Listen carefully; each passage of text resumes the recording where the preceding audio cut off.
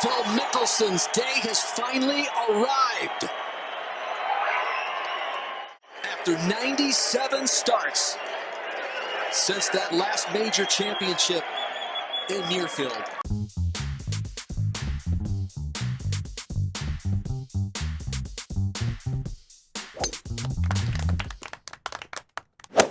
Philly Mick.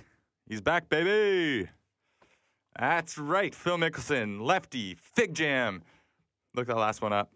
Phil Mickelson ended a nearly 5-year drought on Sunday, defeating Justin Thomas in a playoff for his 43rd career PGA Tour title and his first one since the summer of 2013. To just say that and leave it there, though, that'd be doing the weekend itself a bit of a disservice, so get into that. Hello and welcome to Back to Teeing Off. I'm Ryder McCullough. Thank you for joining me. I'm not one to usually recap blow by blow what exactly transpired, but bear with me a bit because there were some things that happened that they need discussing. First of all, before the final round even started, Phil was putting guys in body bags and asserting his dominance left and right. Classic Phil stuff. First, it was the 36 and 54 hole leader, Shubhankar Sharma, playing his first career PGA Tour event, which, if you think about that, that's pretty absurd. World Golf Championship, your first event, and you're the 36 and 54 hole leader. Pretty impressive stuff, but didn't really get Phil's attention, apparently, because on Saturday before the round, Sharma just wanted to go introduce himself to Phil. Him and his caddy walked over, and this is the story from Sharma. He thought we were media, and he said, "Not right now," after the round. Then he just realized and said, "I'm so sorry, I thought you were media." And he said hi, I said hi. Then he went off and made a few putts, and he came back to me and said, "Have a good day. It was nice." Not so nice. Then on the first tee on Sunday, Phil was paired with Sharma and Tyrrell Hatton. And when shaking Hatton's hand, he said, "How do you pronounce your first name?" In other words, translation, Phil's never heard of Tyrrell Hatton. Now, that's one thing if you're a weekend golf fan, just watch the majors, but Tyrrell Hatton's a very successful golfer, especially on the European Tour. So for Phil to not know who he is, that's obviously ridiculous. Just a little gamesmanship there from Phil, but that's Phil. I'm not buying that. And then, one last time, he had to assert himself on the course. This time, Phil jumped in on the 5th hole to discuss a rules situation with Sharma, essentially jumping in and playing rules director. This one, luckily for us, was mic'd up, so have a listen. Just mark your ball, move the wire. Absolutely, you can move that. Just going inside. It doesn't matter. So this is movable instruction. Yeah, throw a mark by your ball just in case it moves. And then Do you the tee? Yeah, just put it like closer to the ball or something, and then just move the wire. There you go. Ole. Another hole out. For those just listening, not watching, the chip itself lipped out, so Phil's advice seemed to pay off, but that sort of thing is what earned him the nickname Fig Jam in the first place. Anyways, as for the actual golf tournament, despite leading for nearly the whole tournament and really putting in an impressive week, Sharma would fade during the final round, shooting a 74 to finish in a tie for 9th. Again, still very, very impressive for what it was, but a bit of a disappointing final round. Despite a number of players, Sharma dropped off, but there were a number of players really down the hunt that had a opportunity to win it, but it really came down to 3 guys: Tyrrell Hatton, Phil Mickelson, and Justin Thomas. I mentioned earlier Hatton and Mickelson were in the final pairing together, so Justin Thomas, he was off a little earlier. He actually started the first 2 rounds. He didn't play very well. I believe, was even, but he fired a third round 62, so he was playing well ahead of the leaders, and he teed off on Sunday.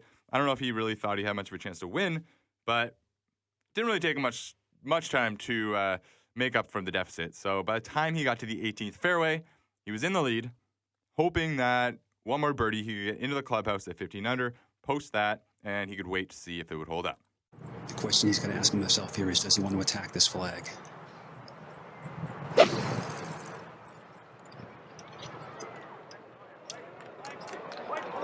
Well, there's your answer. That's attacking, and Justin Thomas has held it. Come on, baby, let's go! Back in, that's what I'm talking about! Woo! Absolutely ridiculous. I mean, like Justin or not, and there's been reasons the last couple of weeks not to like him, fair enough. That is clutch as hell.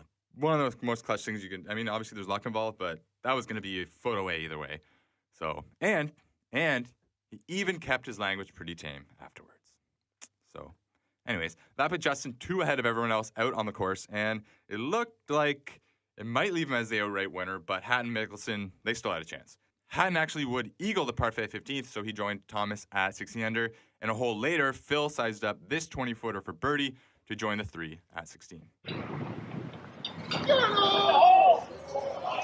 turn a little. It should turn a little. Mickelson to 16 under.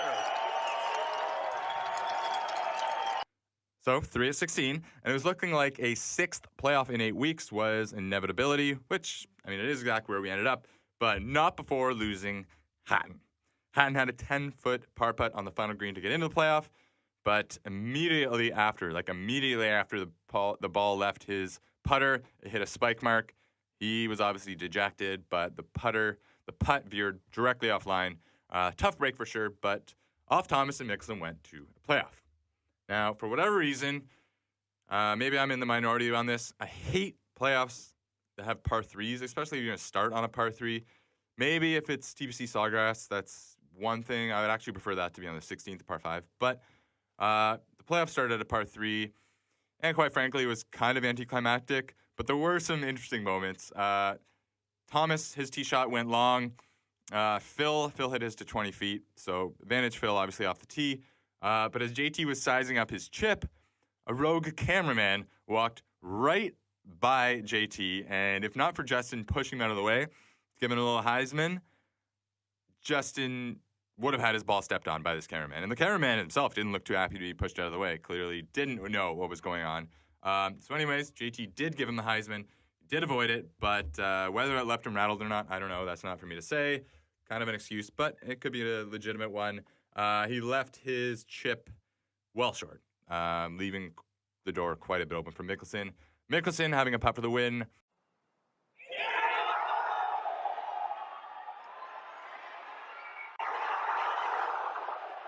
You got to be kidding. How close. Watching that putt lip out, actually, it was pretty electric. I'm not really a Mickelson guy, as you could probably surmise, but that putt, it looked like it was in the entire way, and somehow it found a way not to go in. It sort of reminded me of, he had a putt of the 2016 British Open. I'll find it. Those two putts to me are similar.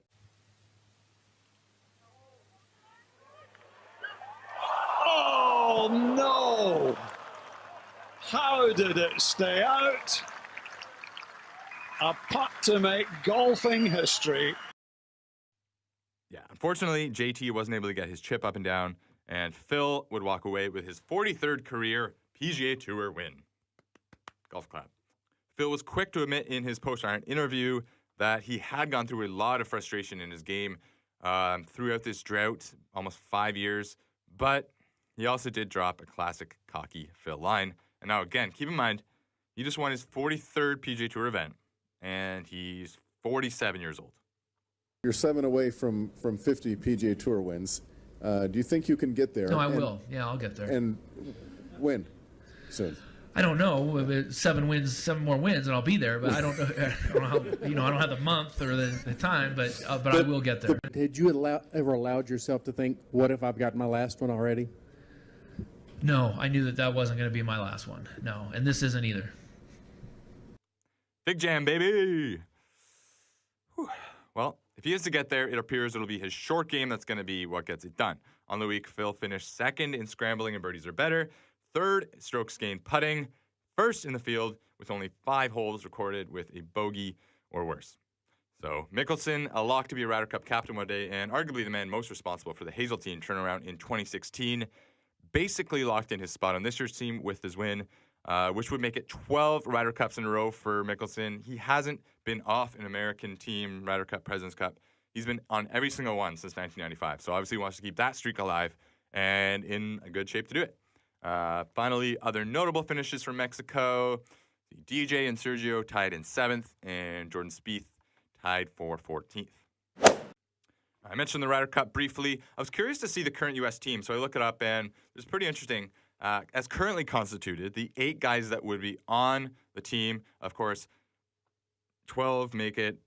It used to be 10, and then 2 captain's picks recently changed to 8 make it, 4 captain's picks. So that being said, the 8 that would be on the team heading to Paris would be Justin Thomas, Dustin Johnson, Brooks Koepka, Phil Mickelson, Jordan Spieth, Matt Kuchar, Brian Harman, and Gary Woodland.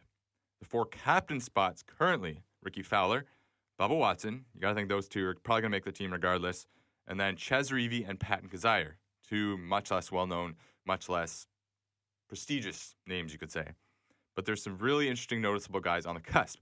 13th, right there, Patrick Reed, Captain America. He's obviously going to make the team. So it seems like those 3 spots, I mean, there can be movement on the actual team.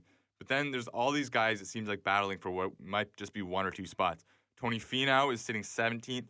Former Ryder Cup or President's Cup members J.B. Holmes, Kevin Kisner, and Ryan Moore, they're 27th, 28th, and 30th in the Ryder Cup standings. And Jason Duffner and Patrick Cantlay, 32nd and 33rd. And for the record, Tiger, he's 76th. And American captain Jim Furyk, he sits 81st. So take that with a grain of salt. But hey, after their massive victory at Hazeltine, both in score and in meaning, it's going to be really, really fascinating to see how this American team goes up against a strong European team hopefully with Ian Poulter this time, fully healthy, doing his thing in Europe. That's the main difference. I want to see this American team that dominated, I see them in Europe with the course set up the way the Europeans like it, with their loud, rowdy fans. And the way the Europeans like their course set up for the Ryder Cup is very different than the Americans. The way the Europeans set up, long rough, tight fairways, slow greens, and tucked pins. Americans, it's usually a lot faster, easier pin positions, faster greens, things like that. Anyways, that group of guys, I mentioned that group of guys in the 27 to 33 group. Personally, I'm hoping at least one of them is going to make it around the team, not just to make it a more interesting race, but I would love to see Cantlay and Duffner. Those guys are just flat out talented, and I really like them. And come on, we all want to see Tiger on the team, clearly. He's going to be there as a vice captain one way or the other, but we all want to see him on the team. And if he's playing decent, he'll be on the team. I'll check back on this stuff periodically, one team, both teams, whatever the case may be, as stories pop up between now and the end of September when the actual event goes down. All right, this week, Adam Hadwin rolls into the Snake Pit as the defending champ, winning a really, really entertaining event last year over Patrick Cantlay. It was just Cantlay's second event back from back surgery that it took him out for 2 whole seasons. So his second event back after 2 years, and he pushed Hadwin right to the stretch, the Valspar Championship. The Snake Pit, by the way, it's the finishing stretch at Copperhead's Innisbrook course. 2 really, really tough par 4s sandwiched around the par 3 17th hole. That 3-hole finishing stretch was the 4th hardest trio of final holes on tour last season. The course itself, I mentioned, this is the Valspar Championship. The course itself is a 7,340-yard par 71 track that is usually a good time for both the fans watching and the players playing. The guys usually like playing in this event. There's some really interesting holes, and it's a relatively historic course, so it's good to see such a good field going back to Innisbrook. After a small field last week, we're going to be going back to a normal field this week, and so that means there will be a cut, which I am definitely a fan of. I'm also a fan of Tiger Woods. It's always good to see Tiger whenever it may be, but he's making his Valspar debut this week. Committing to play here this week and at the Arnold Palmer Invitational next week at Bay Hill. Now, Tiger's actually played at Innisbrook before, but it was way back in 1996 in a team event with Kelly Keeney. Check out these photos. Anyway, for Tiger, coming off a 12th at the Honda last week, I'll be watching closely to see how he handles a course that's a little less familiar, but there's a lot of spots where it's more gettable than PGA National was a few weeks ago. It's a more tree-lined, traditional layout, so if you can get off the tee okay, whether that's with a driver or less, you should be able to take advantage of his strong short game. And yes, I know it's sort of becoming a go-to story with Tiger this year, but it is sort of as simple as that. I mean, if he hits the ball off the tee okay, he'll probably make the cut. Better than that, he can contend. Worse, he probably doesn't play the weekend. Now, there's obviously outliers if another part of his game is amazing or bad, but that's sort of just been, it's been kind of as simple as that for Tiger this year. Jordan Spieth, just like Tiger, he was also a late commitment to the event. He's joining the likes of Rory McIlroy. He's making his debut here. Sergio Garcia, Justin Rose, Henrik Stenson. Those guys are among the other big names teeing it up. A couple other guys. Bill Haas is going to return to the tour just 3 weeks after being involved in a fatal car crash before the Genesis Open. That, of course, forced him to withdraw from the event. He's coming back, so glad to see that he's okay. He lost a friend in that car crash, so scary stuff. I mentioned Jim Furyk earlier. He's the U.S. Ryder Cup in this upcoming year. He's in the field as well. He won here in 2010. Be interesting to see how old Jimmy plays. But yeah, that's about it for this week. I'll have my official Tiger prediction and picks for the event on Wednesday in my blog. I've nailed the winner the last 3 weeks, so be sure to tune in for that. Check out Teeing Off blog. I know there's not as much side stories. Wasn't really that much drama this week outside of the actual tournament, so maybe we'll get some more stuff perking its ugly head. Aside from that, please like, subscribe, rate 5 stars, all that good stuff. Next week, we've got the Arnold Palmer Invitational at Bay Hill, another really good event with another really good field. So I will talk to you next week. Remember the blog, and thanks for listening.